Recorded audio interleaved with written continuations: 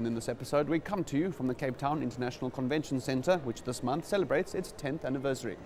Over the past decade, the Cape Town International Convention Centre has contributed nearly 20 billion rand to South Africa's national economy and 7 billion rand to the economy of South Africa's mother province. I spoke with the CEO of the CTICC, Rashid Toefy. Well, first of all, I think when we set out creating a convention centre for Cape Town, it was really about putting Cape Town on the map and supporting its existing infrastructure, hotels, the fact that it has 3 of Africa's top universities. That was a key part. And what we've shown in the last 10 years is we've created just over 2 billion rand economic spin-off per year from the convention centre, which amounts to almost 20 billion rand in economic spin-off countrywide. And we sustain about 7,000 jobs a year due to the foreign exchange that comes into the country based on the delegates that attend events at the centre. So it really has been a resounding success from that point of view.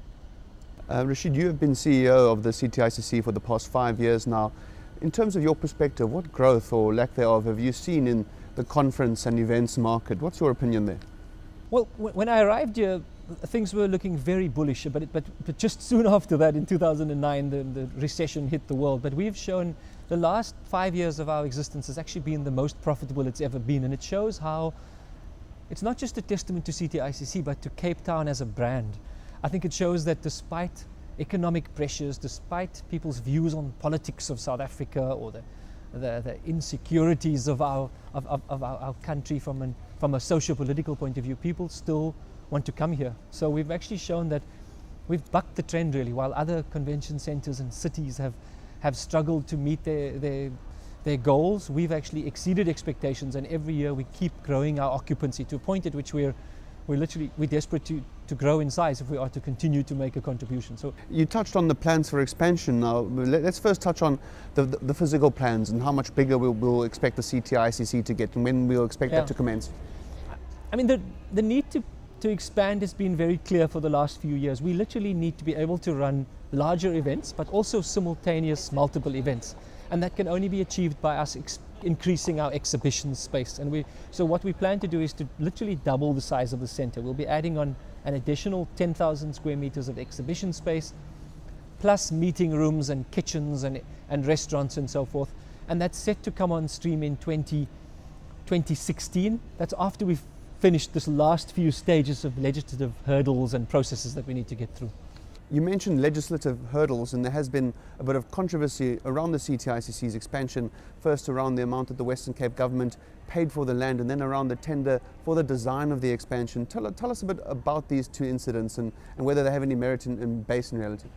I think any investigation has merit. We are spending public money, and I respect people's need to know that things are done legitimately. So the first investigation was into the land paid by the city for a piece of Naspers land after a long delay because of the public protector process, which is frustrating to us working on the project, but it was necessary. It was clearly shown that the city paid a perfectly legitimate price based on the proper valuations on the land, and so that we were cleared entirely of any wrongdoing in the public protector investigation. The second investigation is by one of the losing architectural bidders who have called into question the methodology employed in how we awarded the architectural tender. So it's actually an internal city probe by city forensics as to the process by which our architectural tender was awarded. I'm confident that there was no wrongdoing, there was certainly no foul play, but I also respect the fact for any individual or member of the public to ask for something to be investigated. The cost to the city of Cape Town is what it is unfortunate, because any delays just simply means that it costs the taxpayer ultimately in the delay in such investigations. But we should be underway shortly. Are we able at all to measure the cost of this delay, and when were you hoping to begin construction, and now when does it actually look like you can begin construction? Well, we were hoping to begin in June this year, and the delay, so it's cost us about a 6-month delay.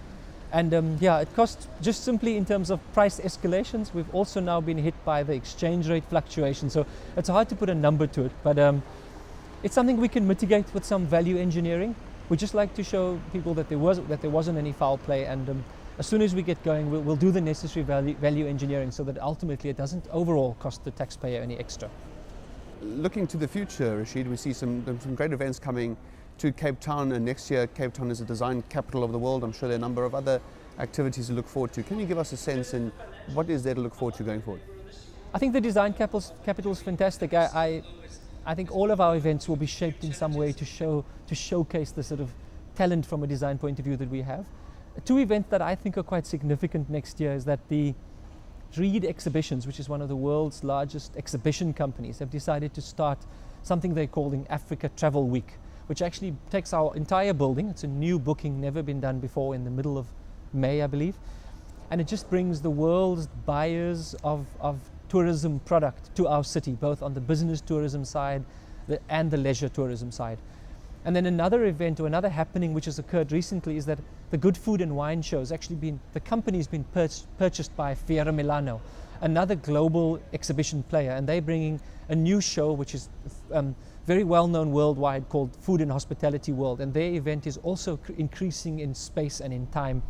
So and that happens in the beginning of next year. So yeah, the events continue to grow. We've had no major cancellations, and you know what's interesting is that we have bookings almost as far as 2020.